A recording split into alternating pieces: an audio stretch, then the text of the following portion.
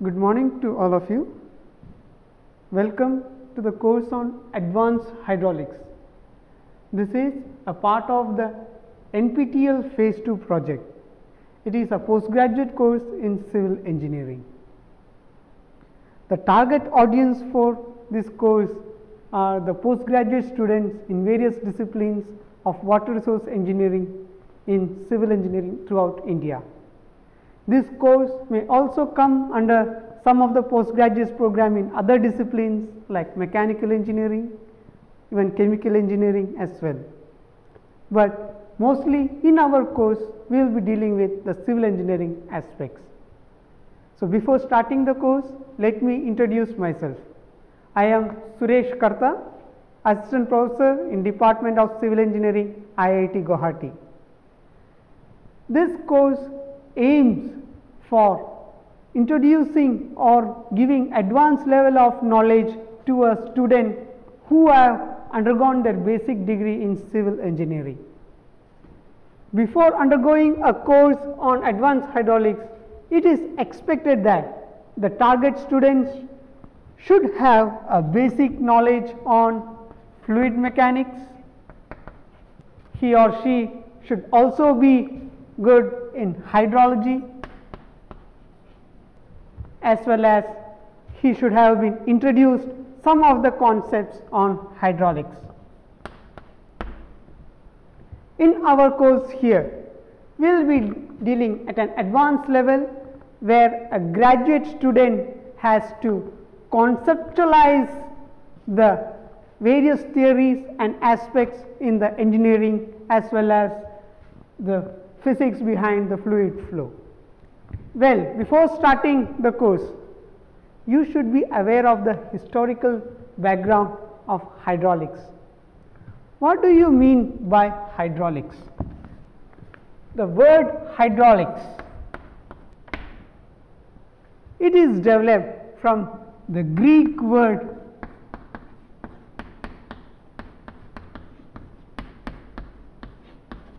hydraulikos. This particular Greek word, it has meaning, or it has in its root two words, hydra, excuse me, it is O here, hydro, and olos. The word hydra refers to water and the word olos refers to pipe. So, it is well correlated now, that is the flow of water or water related to pipes, that means something where water is flowing.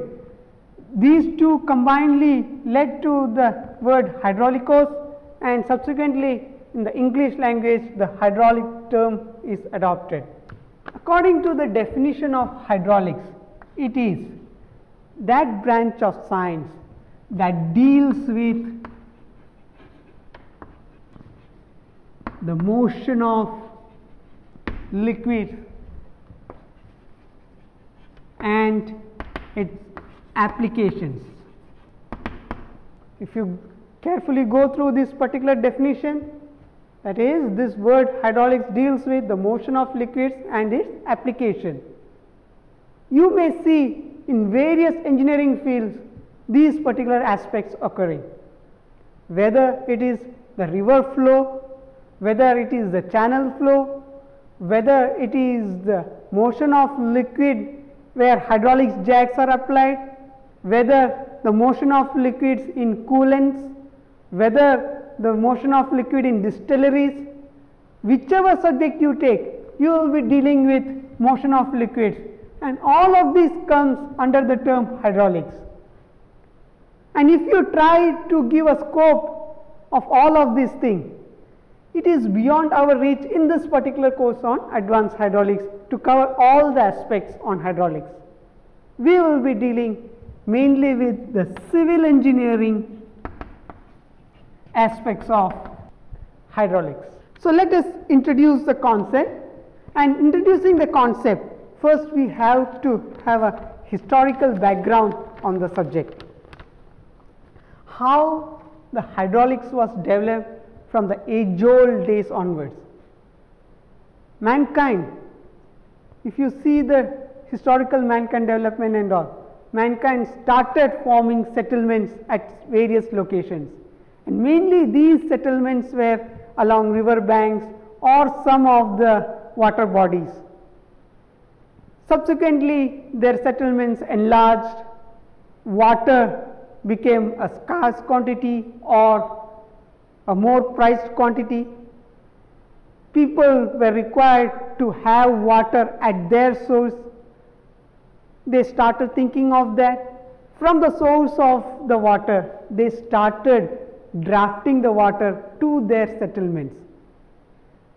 These led to the hydraulics of the ancient mankind. If you go through them, you will see that they didn't study it in a scientific way or like that.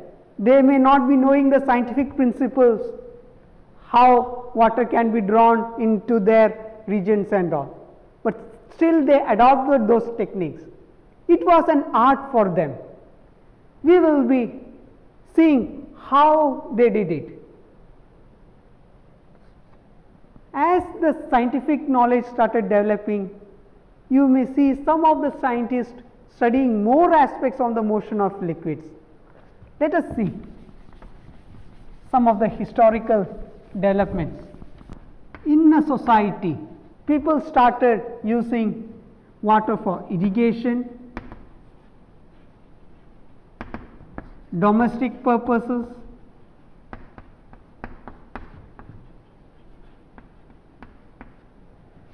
and various other needs, etc.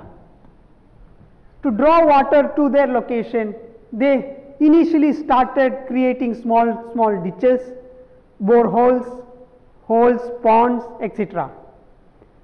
Subsequently, they intended to transfer water from one water body to another water body.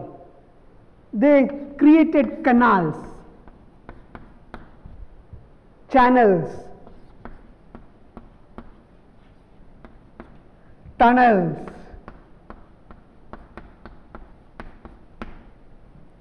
if you go on, you can list many number of items related to this. The mankind, if you start from the Greek development, scientists like Aristotle in the year 384 to 322 BC, he studied something related to the flowing of matter. When a body, if it is in a motion, he assumed that surrounding that body there is some matter that is flowing and correlated with something related to the fluids. Archimedes, it is a well-known theory from Archimedes that is still widely used. Most of you are familiar with that. He developed the theory on buoyancy.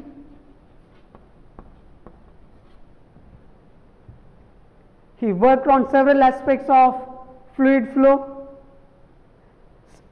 Still, if you see, you may have other civilizations also in the historical this thing. You have Indus Valley civilization, you have Egyptian civilization, Chinese,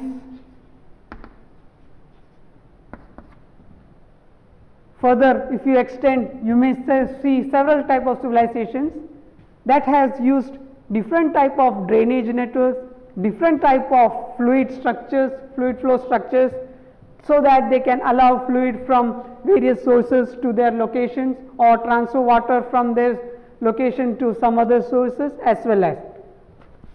After the knowledge of scientific knowledge during the BCs, subsequent documentation of the scientific development in hydraulics is not that noteworthy, or it has not been documented also, we can say like that.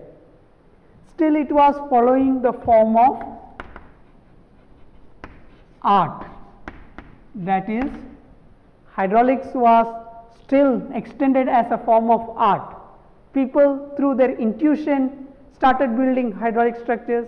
They developed the structures, they constructed canals, they constructed channels, they flowed water from one location to other, etc.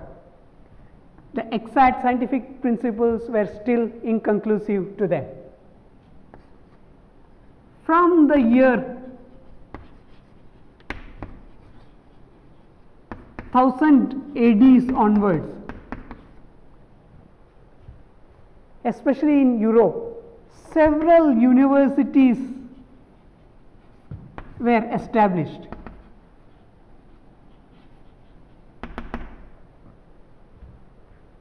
During the establishment of these universities and in subsequent studies conducted by the faculties, the students in these universities, people have started knowing the mechanics of fluid flow. They started to interpret fluid flow in a scientific manner that was not there in previously documented researches of hydraulics. How they started the things?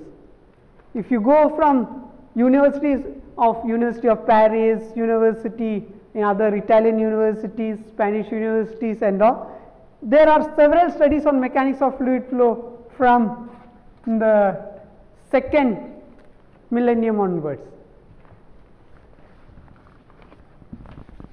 One of the prominent scientists that come into picture during these eras are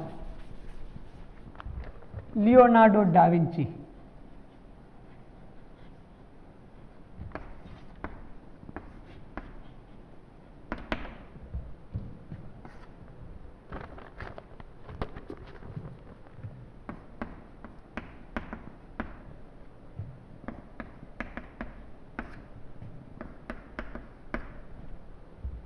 He is a world famous scientist.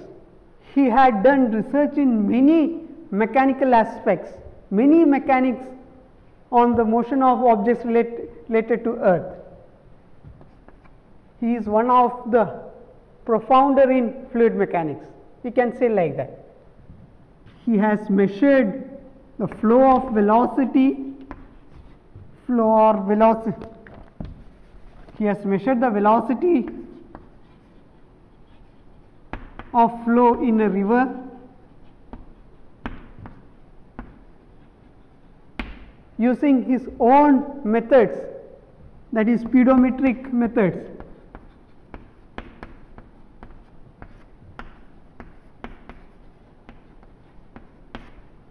That is, he stood near the banks of a particular river and he walked, he put some object on the water, on the river.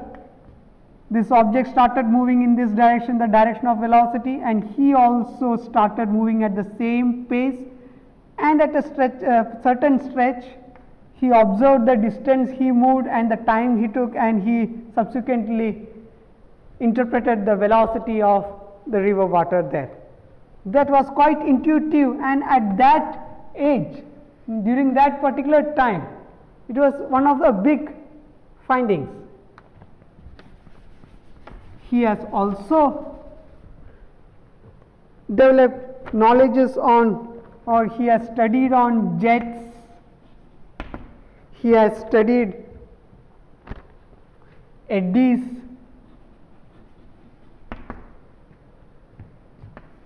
he even observed the flight of birds. On various aspects he studied the mechanics related to the flow of liquids or flow of air as well. He was the main scientist who obtained or who found the continuity equation of continuity.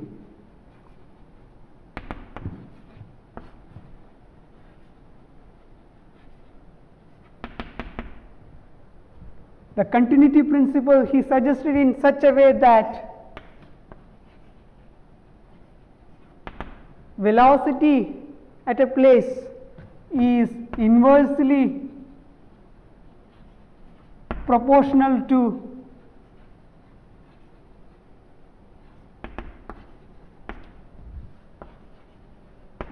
the cross sectional area of the location.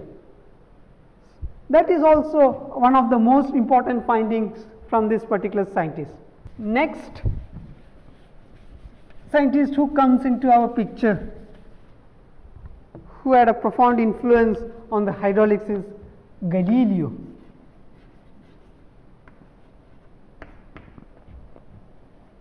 From 1564 to 1642. So he has conducted various experimental studies. He was a man of experimentation.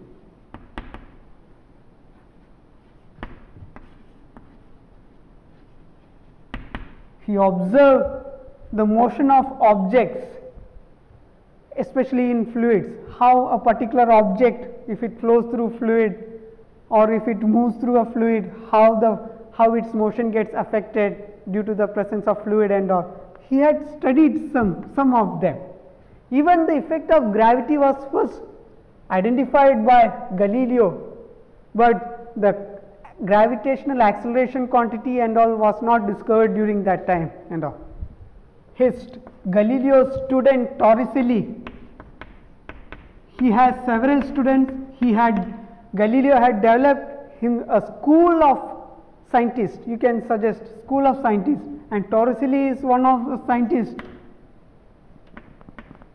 from 1608 to 1647 who developed barometer. And you know, barometer is one of the most important instruments where you can measure pressure of liquid or pressure of air, whatever it be, to measure pressure measurement instrument.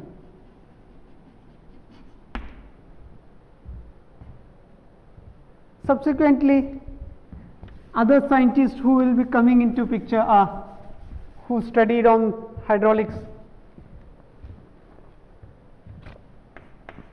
Pascal,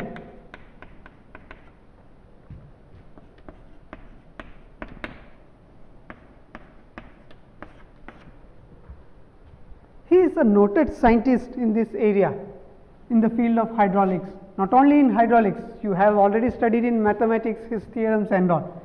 So in hydraulics also his contribution is significant, and still in his young age, still in his short span, he has contributed significantly in the field of hydraulics, such a way that in hydrostatics, here especially in hydrostatics and all,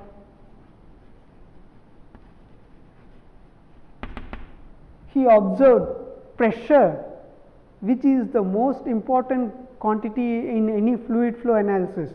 Pressure is a scalar quantity.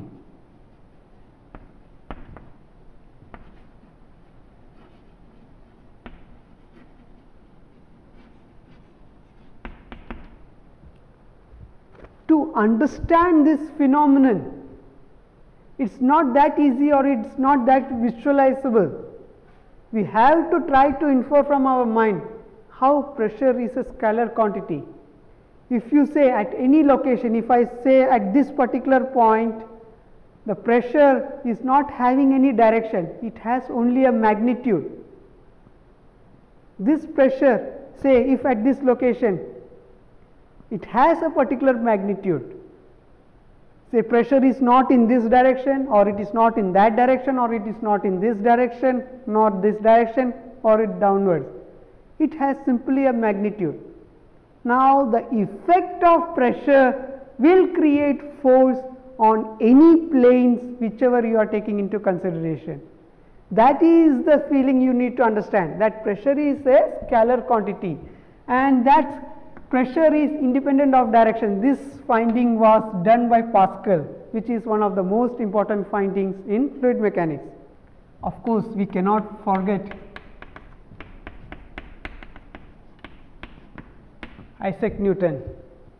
He has contributed in almost all fields of science, physics, in almost all all the things in physics he has contributed. Isaac Newton, who lived from 1642 to 1727. He was the first scientist who studied and proposed gravity.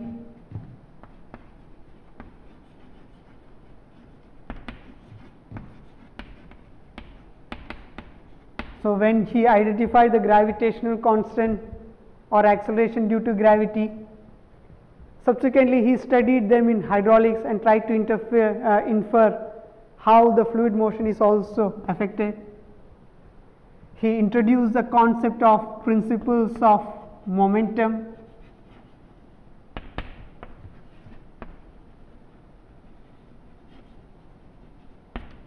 And you know that still in the 20th century or still in the 21st century, we are using principles of conservation of mass, principles of conservation of momentum and all to analyze any fluid motion anywhere on earth. Next scientist who comes into picture is Leibniz.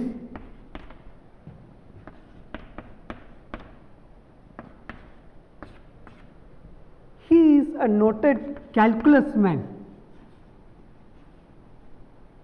You have studied Leibniz rule or Leibniz application in various calculus. The same calculus methods are used in the hydraulic problems as well, and he has studied those aspects also, which are very important and fundamental in hydraulics. You can see the next scientist which we are going to study, Leonhard Euler.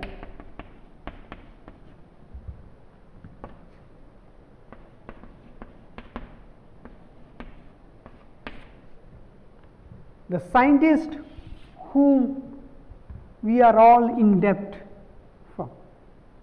He is the main scientist, you can say, even after Isaac Newton, he is the most important scientist in fluid mechanics. It is his approach, his studies on various aspects that are still in use. We have seen, he has introduced the concept on Eulerian analysis.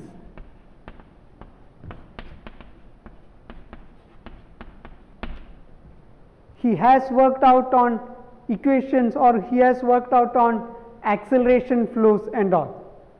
You have seen Euler's equation of motion.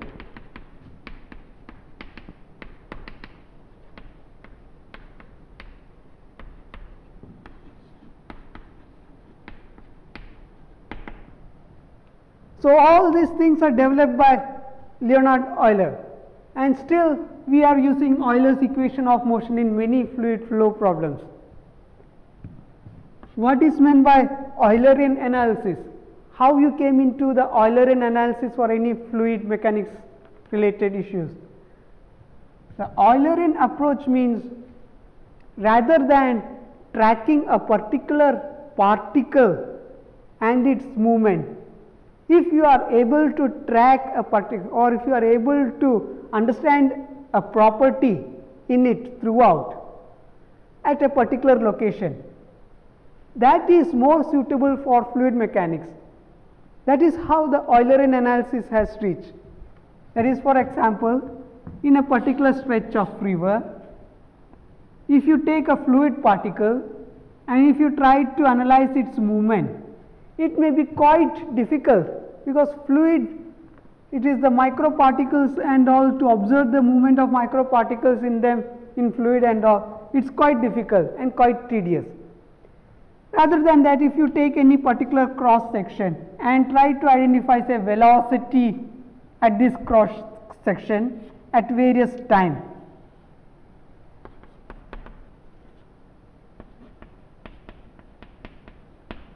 at this particular cross section, that will help you to understand the discharge through that section, and such an approach is called Eulerian approach in analyzing the fluid movement.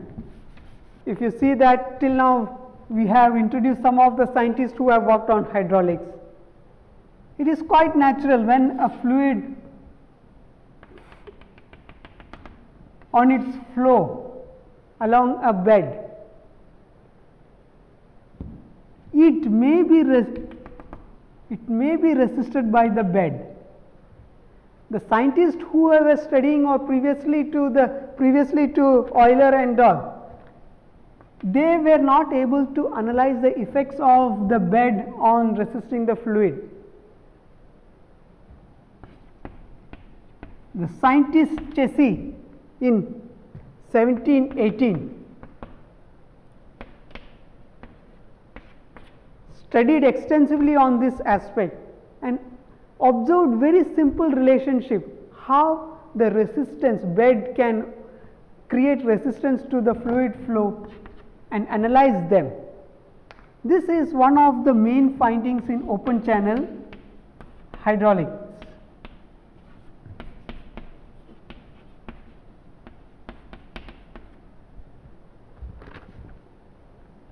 Subsequently, many studies were conducted in these aspects.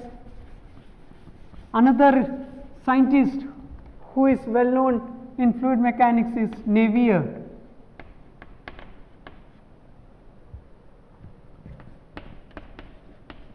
From 1785 to 1836, he extensively studied on the fluid flow, studied the effects of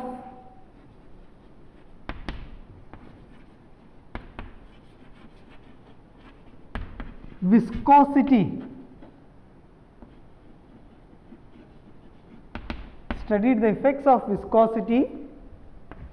in fluid flow.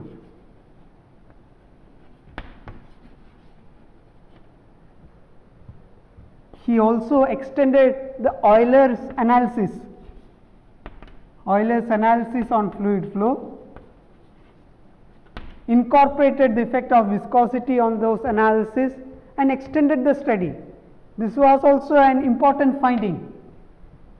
If you see that subsequently in the next few or in next century, maybe some years after, another scientist called Stokes, Gabriel Stokes,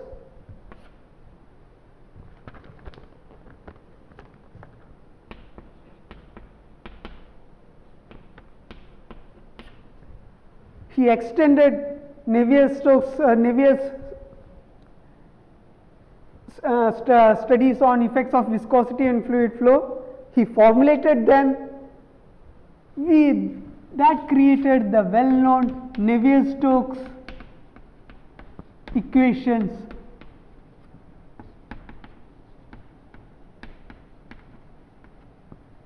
On fluid flow.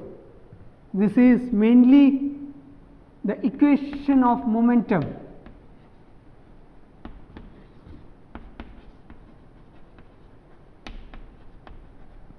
In fact, Navier-Stokes equation in a Cartesian or in a three-dimensional system, it consists of 3 momentum equation and 1 equation on continuity.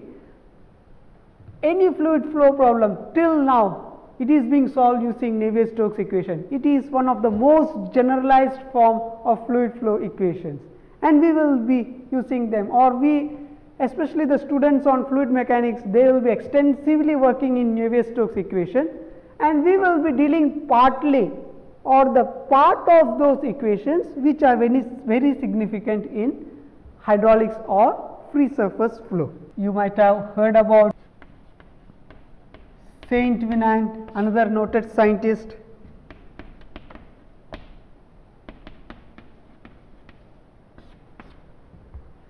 He has developed equations of continuity and momentum.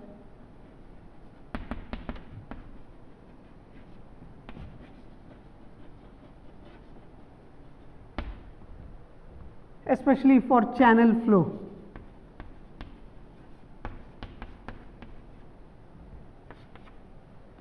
They are still in equation for any river flow or any river engineering courses and all. You will be still studying Saint Venant's equation.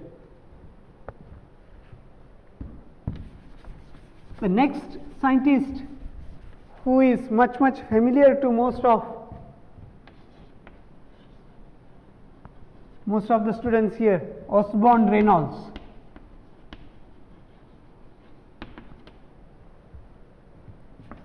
From 1842 to 1912.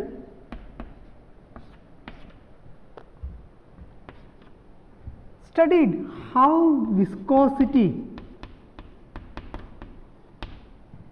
is retarding the velocity of flow.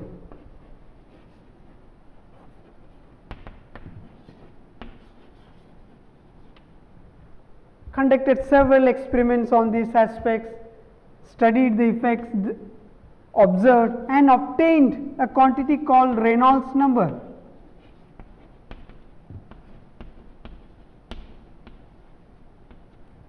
Reynolds number is the ratio of inertial force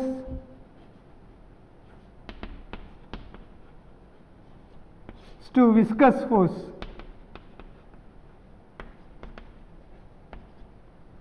It is the ratio of inertial force to viscous force.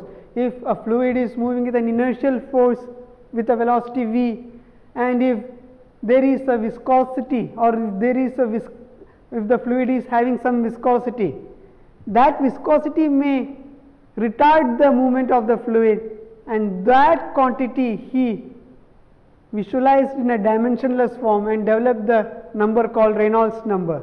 This number is still widely used to classify any fluid flow, whether it is a laminar fluid flow, whether it is a turbulent fluid flow, whether it is a transitional fluid flow and all.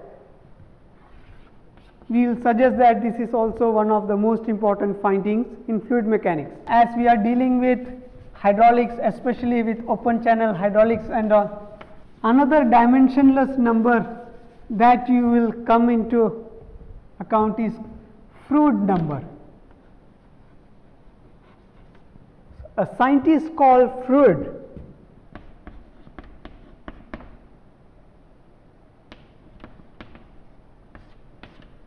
he studied on various fluids flow in channels, especially in open channels. He observed that the effect of gravity is very significant. Effect of gravity is very significant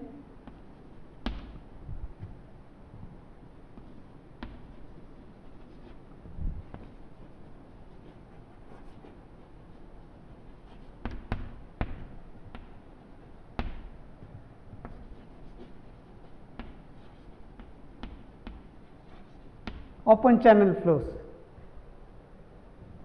This again is one of an important findings. Most of the open channel and flow analysis are based on Froude quantity or Froude number, which we will be defining it later in our theoretical classes and all. So these were some of the historical development of hydraulics. As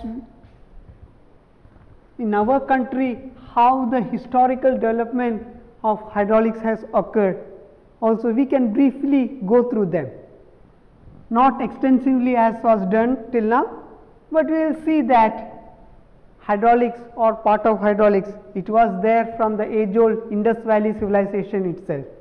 You have seen canal networks, drainage networks in those civilizations also. So we can say our people were quite capable in hydraulics also. Our country, maybe pre-independence as well as post-independence, they have worked extensively in hydraulics area. There are a lot of hydraulic projects related to this. If you see, one of the noted contributions are when Roorkee University was established in 1850s, the main objective of the university was to contribute to the water resources development of that region. As river Ganges was flowing nearby, they worked extensively, particularly Roorkee University worked extensively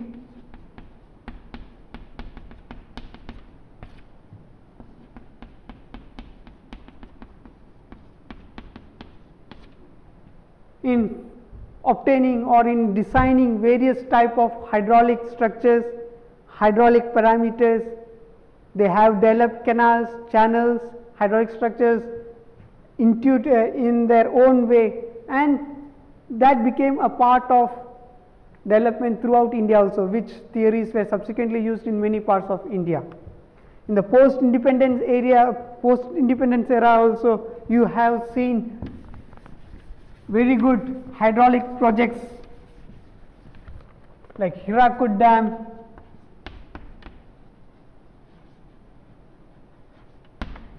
Bakranangal Dam,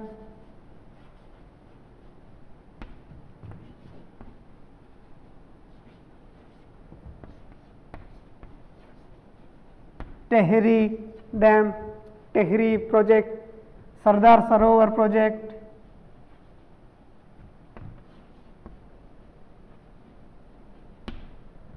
I am not listing all of them here, but still some of them you can say, even in canal networks, the Indira Gandhi canal networks in Punjab, in Rajasthan and all, you may see them extensively. So for any person who are interested to work in hydraulic projects and all, they should have some basic knowledge on hydraulics, and they should know how to design those things, hydraulic projects or hydraulic related matter. In our course, we will be teaching the theoretical knowledge on the various flow aspects in open channel, especially in the open channel hydraulics. As we mentioned that hydraulics comes in various engineering fields, and ours is the free surface flow. We will be dealing with hydraulics related to free surface flows. So by describing this historical background, let us come into the course, its duration, its course contents. This particular course, it has 6 modules. In our course here, there are 6 modules. The first module is on open channel flows.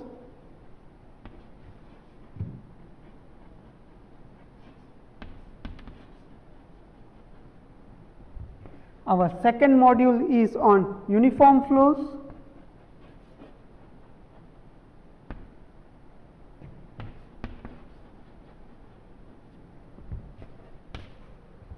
Third unit is on varied flows.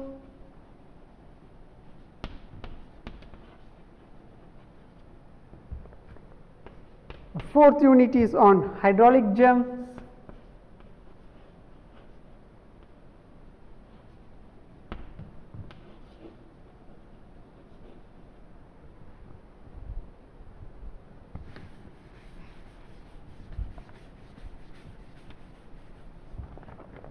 Fifth unit is on flow through non-prismatic channels.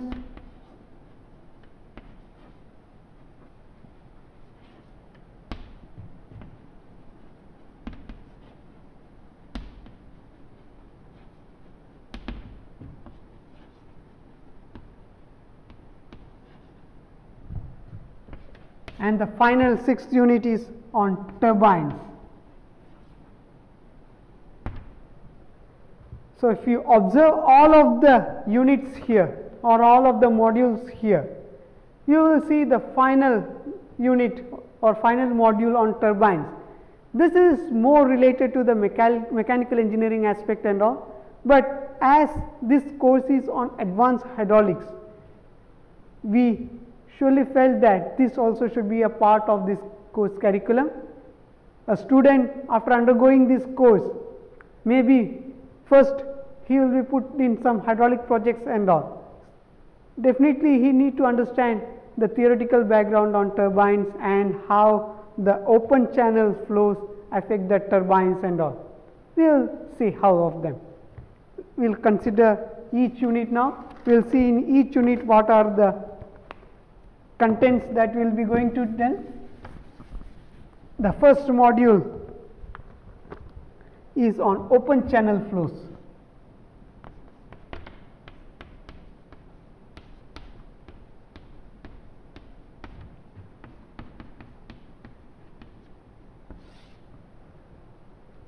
You know, any fluid flow can be classified based on the following parameters: time, space, and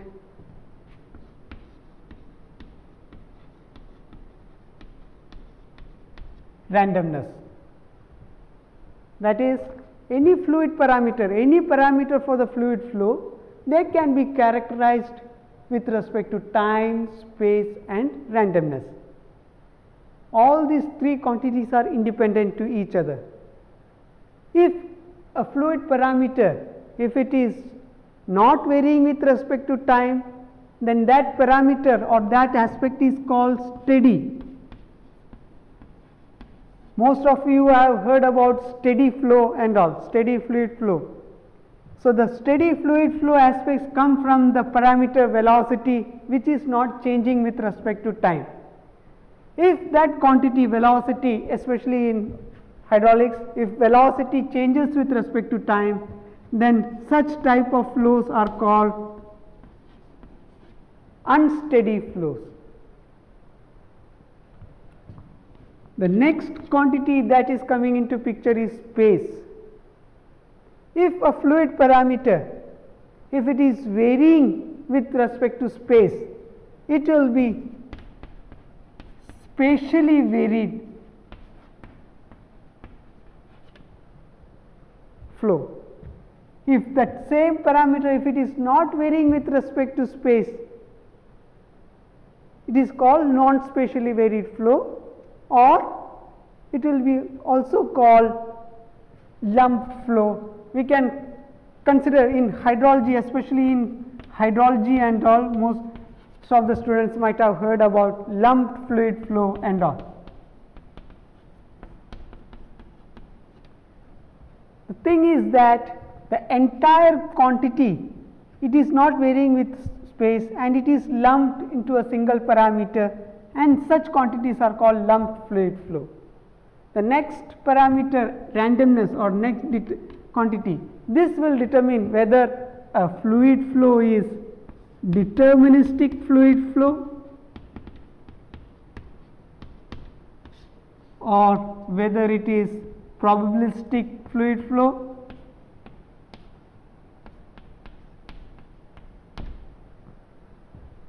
In our analysis, we will be dealing only with these two parameters, time and space, for various fluid flow aspects. The randomness is not taken into consideration. Well, that can be dealt in higher research and all. So, the open channel flows can be classified using those parameters mentioned above. We will be dealing with different kind of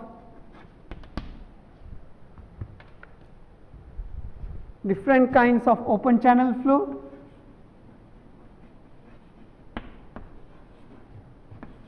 Open channel flows. We will be dealing with channel geometries,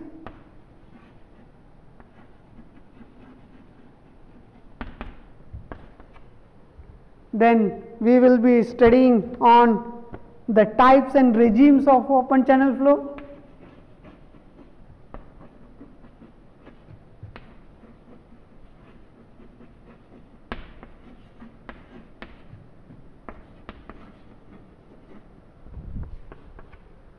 We will also be studying the velocity distribution,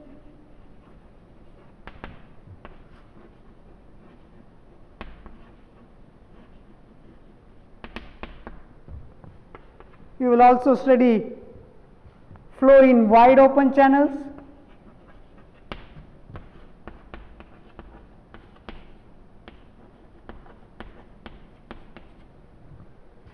You will also study the concept of specific energy.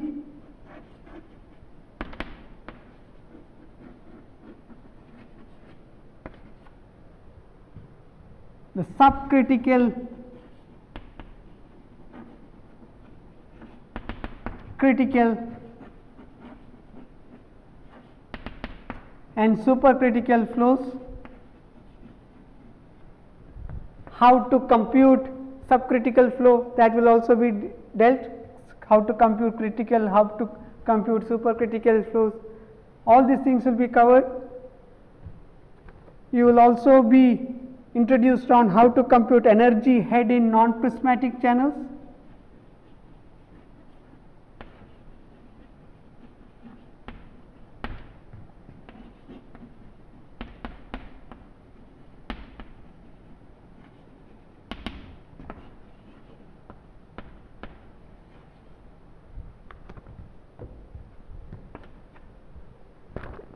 You will also see momentum computation,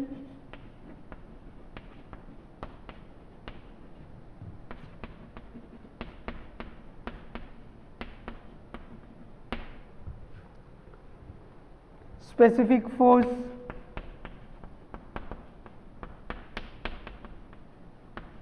so all these components will be dealt in the first module, open channel flow. Our intention is to cover the first module in approximately 6 to 7 hours. The second unit talks about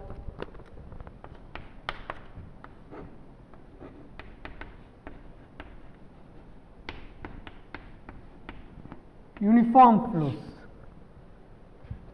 We have seen any flow parameter that can be varied with respect to time, space and randomness, you have already seen them.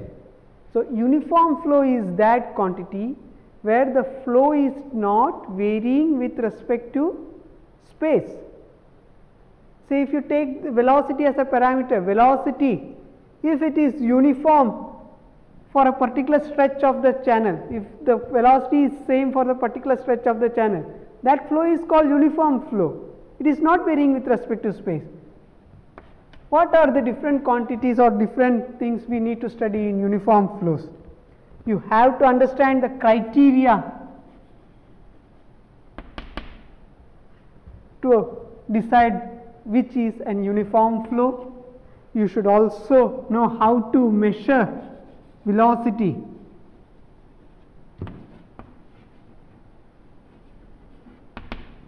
In uniform flow, you have to study Manning's and Chessie's equations.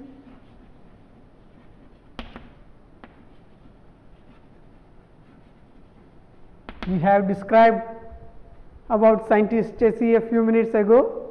We suggested how he developed some simple relations to identify the resistance of fluid flow due to the bed,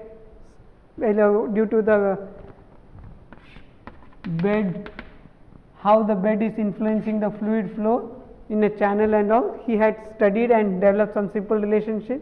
So, these quantities, they are coming in uniform flow. We will see them. You have to identify what is normal depth. You have to identify its velocity. You have to determine roughness coefficients.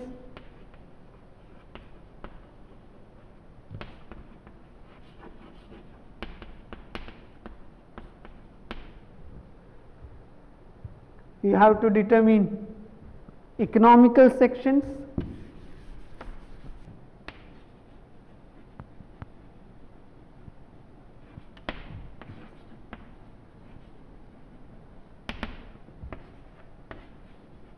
Also identify composite roughness coefficients,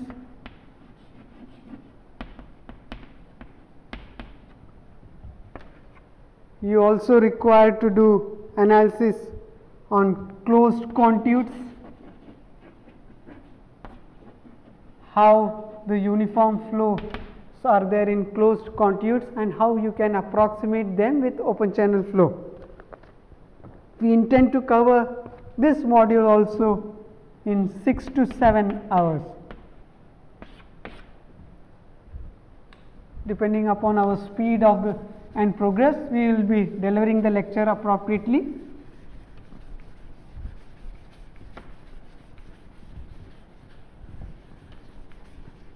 The next module is on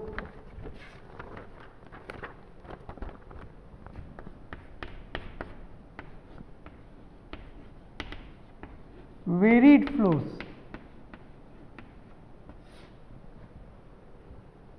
Varied flows means the quantity that is varying with respect to space. You have precisely different type of varied flows.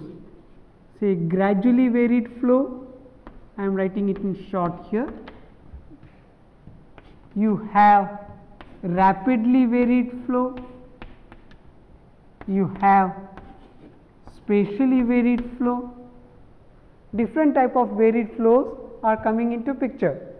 So, what are the quantities you need to study here in varied flows? How the varied flows are occurring in nature? You have to identify them, you have to study them, because it is especially required in the design of hydraulic projects. So, you need to understand the difference between gradually varied flow and rapidly varied flow. You have to use the dynamic equation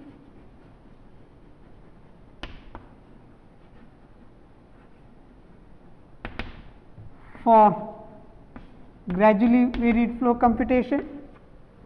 You also need to understand what are the assumptions and characteristics. You also require to understand flow profiles.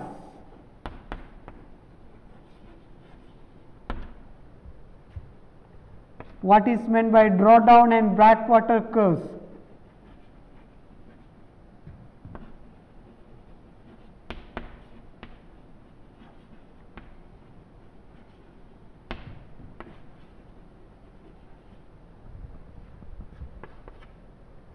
You will also be taught on various methods of computing flow profiles, graphical integration. Some of them are graphical methods, numerical methods, direct step method. Then you can also use dynamic equation for spatially varied flow.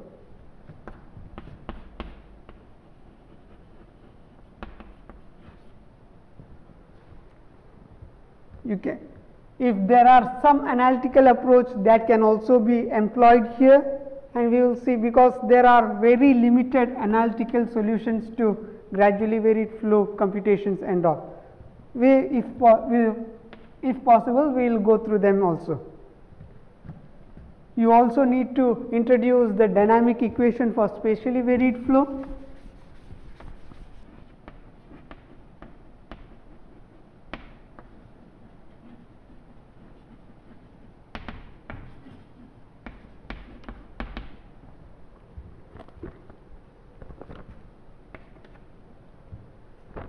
You can also go through the computation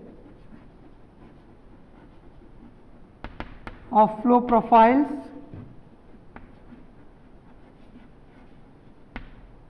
of spatially varied flow using numerical methods.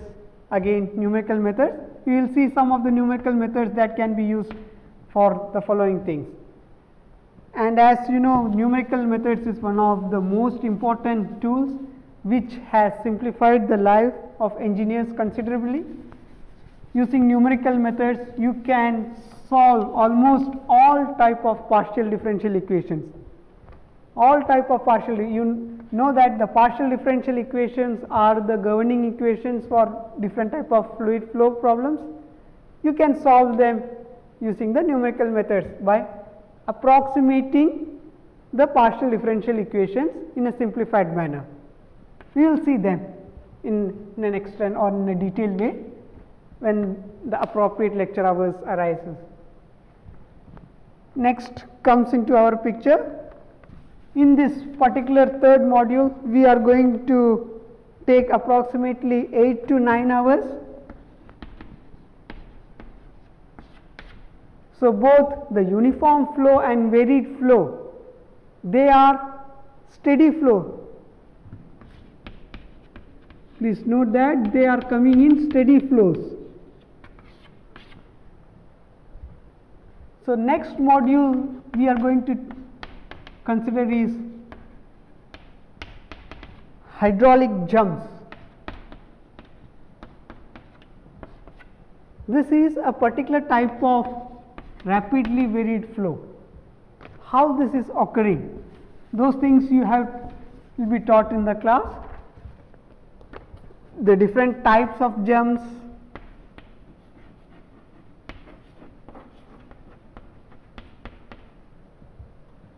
its characteristics, length and location,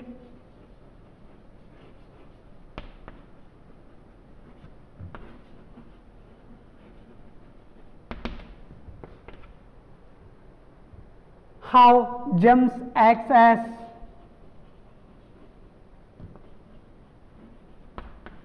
energy dissipation unit,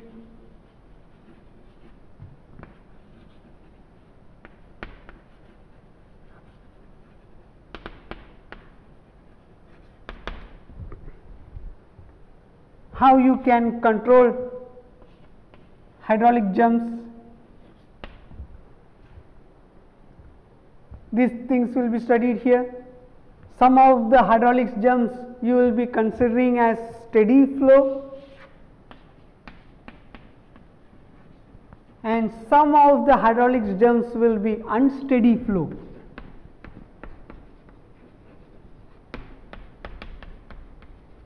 Especially the quantity called surges and all, which will be taught in this unit.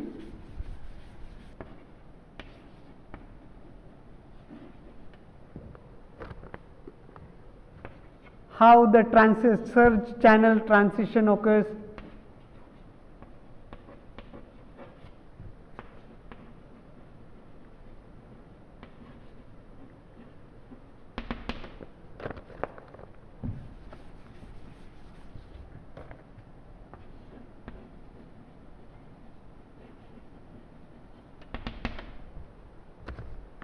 So, this particular unit we intend to cover in approximately 7 hours.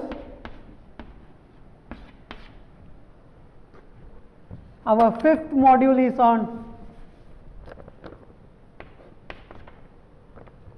flow through non-prismatic channels.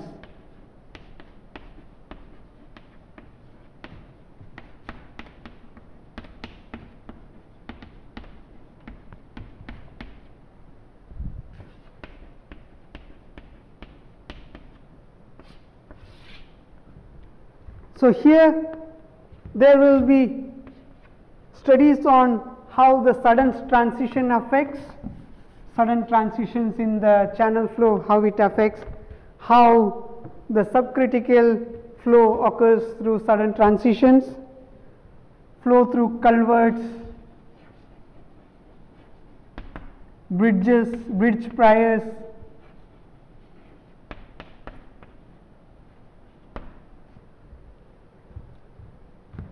some of the flow around some of the obstructions,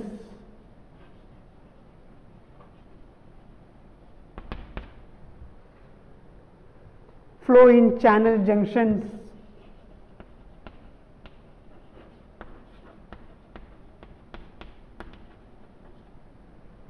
some of the things will be dealt in flow through non-prismatic channels. As it is mentioned, or as you are aware of that, non-prismatic channels are found everywhere in the nature. all the rivers, all the natural drainages and all, they are non-prismatic in nature. So, how these things affect the natural flow and all will be dealt here. We are approximately giving 5 hours of lecture to this portion. Our final module is on turbines.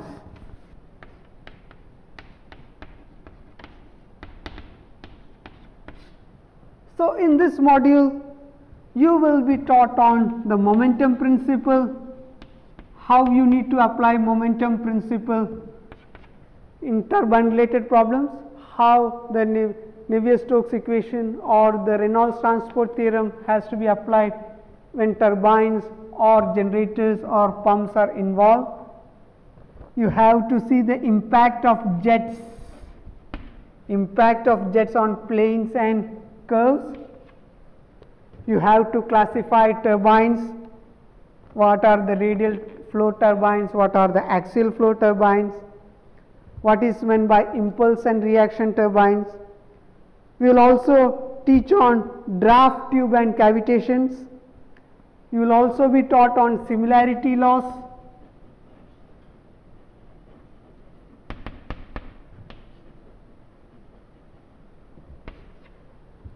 You will also be taught on centrifugal pumps,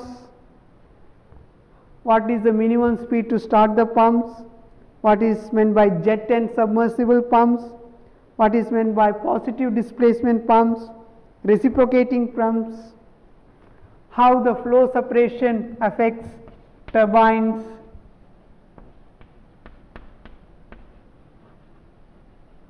what is meant by cavitation, because these features are very much affecting the turbine or the power generation. In any hydraulic projects related to power generation, turbines are coming into picture. So, these quantities are to be studied in a significant manner.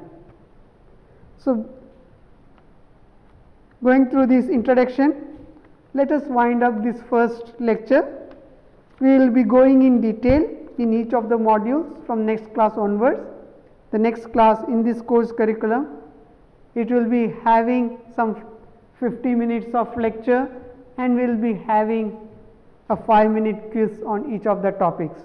So, when you come to the next class, whatever has been taught to you based on today's lecture and all, there will be some 2-3 minutes of quiz related to them as well. Thank you.